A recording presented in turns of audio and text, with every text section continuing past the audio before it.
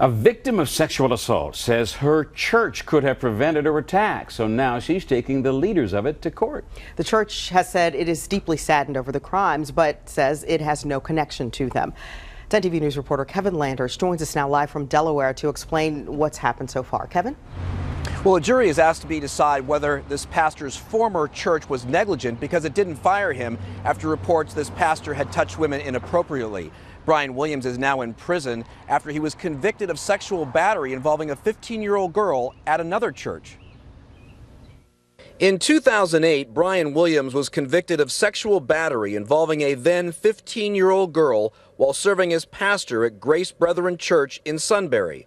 But prior to that, his victim's attorney claims his prior employer, Delaware Grace Brethren Church, knew about issues he had with other young women, but never fired him.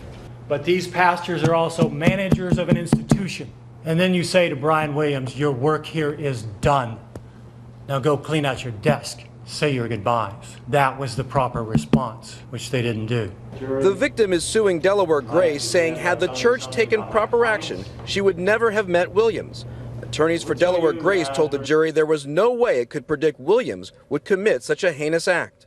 We're confident that the evidence is going to show you that Williams and Williams alone is responsible for the harm that he caused. The victim's attorney told the jury there were plenty of red flags involving Williams, like the time he told a girl in his office that he could have sex right there in his office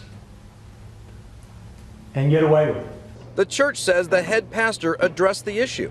Although he pulled Williams aside and he said, what you did was very, very stupid.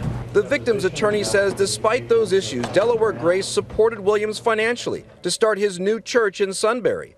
It was in his new church where he forced the victim to conduct a sex act in his church office. This is an issue about church management and failure to properly manage this institution as an employer. Now, tomorrow, jurors will hear Brian Williams' videotaped testimony. This trial is expected to last into next week, and we're told the victim is expected to take the stand. Reporting live in Delaware County, Kevin Landers, 10 TV News.